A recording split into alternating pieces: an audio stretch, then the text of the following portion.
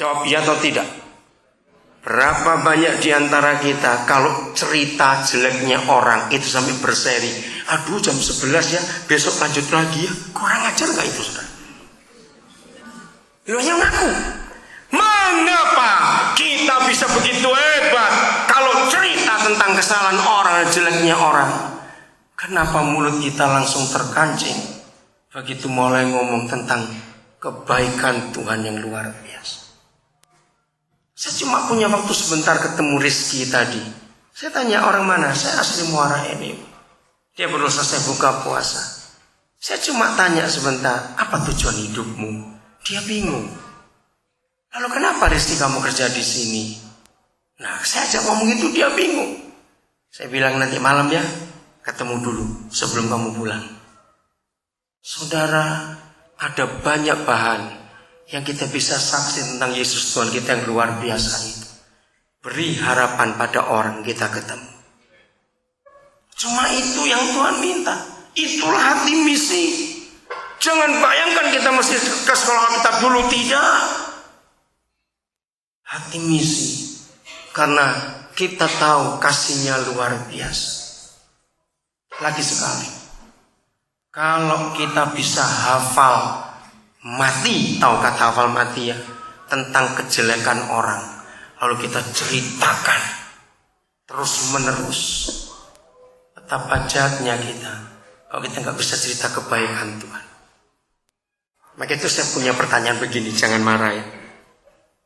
Menurut saudara, ini sebelumnya saya menggambarkan perkataan, ya perkataan Tuhan itu firman, betul? Nah, orang lain, tetangga punya perkataan tidak?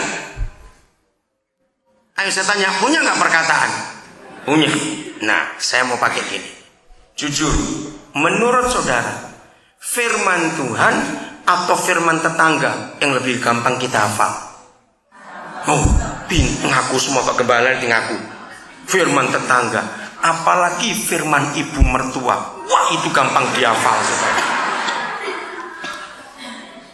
Kenapa tertawa? Betul? Coba jujur. Khotbah 2 minggu yang lalu.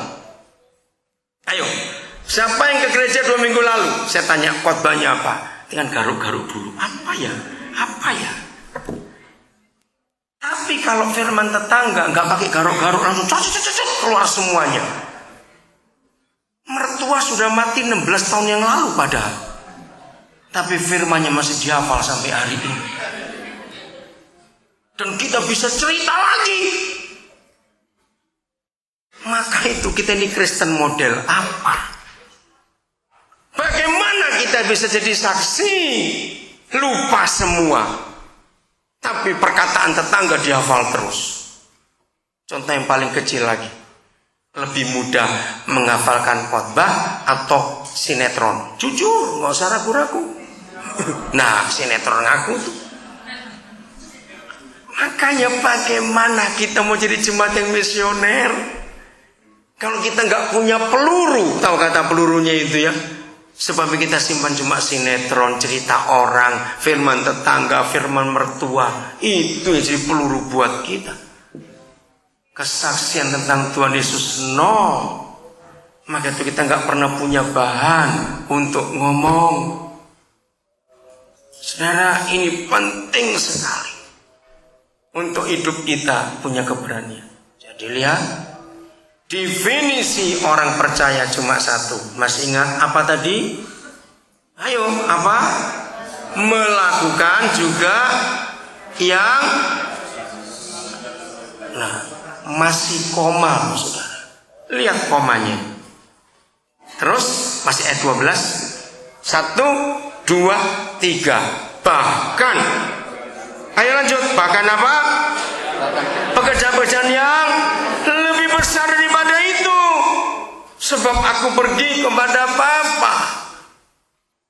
Nah, bayangkan kalau Tuhan Yesus sendiri menyatakan yang mengaku percaya kepada Dia itu ditetapkan. Saudara tahu kata SK? Orang Indonesia paling sering punya kata SK, surat keputusan. Kalau saudara punya SK bupati, wah itu bisa dipakai ngutang ke bank itu SK bupati itu. Betul tidak? SK itu kuat sekali. Apalagi SK gubernur. Wah kita punya kekuatan. Dengarkan saudara. Inilah SK surga untuk gereja. Katakan amin. SK-nya berbunyi, yang percaya kepadaku akan melakukan bahkan yang lebih besar daripada yang kubuat. Nah, nggak mungkin kita akan sampai yang kedua, yaitu yang lebih besar daripada yang kita lakukan sebelum yang pertama kita buat. Betul? Apa yang pertama tadi? Ayo, masa belum 1 menit, belum 5 menit sudah lupa. Apa yang pertama tadi? Kerjakan yang Yesus pernah kerjakan. Nah itu dulu. Kalau itu sudah, baru yang kedua, bahkan lebih besar lagi daripada itu. Satu kali saya ajak diskusi beberapa anak muda.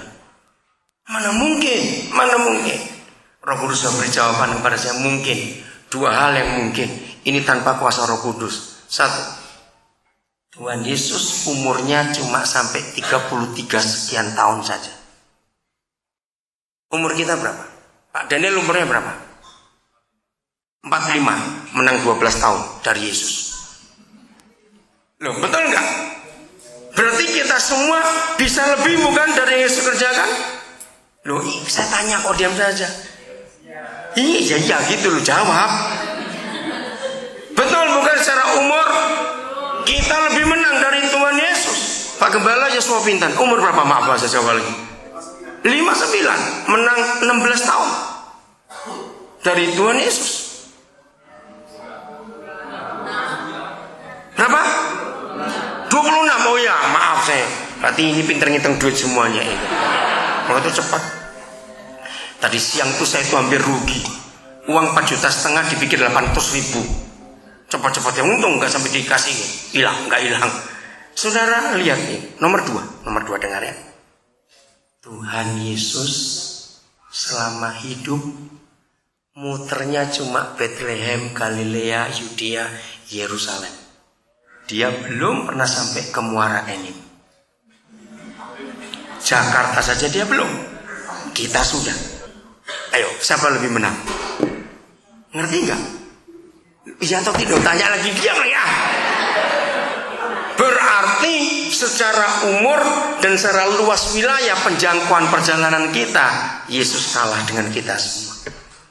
Apalagi kalau urapan Roh Kudus terjadi dalam diri kita. Jadi betul yang dikatakan ini. Yang percaya kepadaku akan melakukan yang aku pernah kerjakan, bahkan lebih besar lagi daripada itu. Jemaat yang misioner harus firman ini, ayat ini dipegang duluan. Bahwa saudara dan saya ternyata bisa jauh lebih hebat dari Tuhan Yesus. Betul fakta ini. Oke. 1 Timotius 2 yang keempat. Masih bagian pertama untuk kita membuat diri betul-betul jadi misioner. Inilah satu-satunya ayat dalam Alkitab. Nanti sampai minggu malam, kalau saudara ngikuti terus saya ngajar, saya akan banyak berkata satu-satunya. Saya suka ditemukan oleh Roh Kudus di Alkitab ini banyak yang satu-satunya. Nanti kita lihat. Inilah satu-satunya ayat di Alkitab yang menuliskan apa kehendak Tuhan itu. Nggak ada 2, cuma 1. Maka itu kalau ada anak-anak Tuhan yang hobinya senang puasa, nggak salah puasa saudara, tapi jadi salah kalau kita puasa tanpa mengerti. Nah, hampir semua orang Kristen kalau lagi puasa, saya tuh suka tanya, saudara lagi puasa untuk apa? Rata-rata jawabannya adalah puasa cari kehendak Tuhan. Nah, saya tertawa. Kehendak Tuhan gak usah dipuasain, ada tulisannya sudah. Katakan amin coba. Ayo kita baca bareng-bareng. 1, 2, 3. Yang mengendaki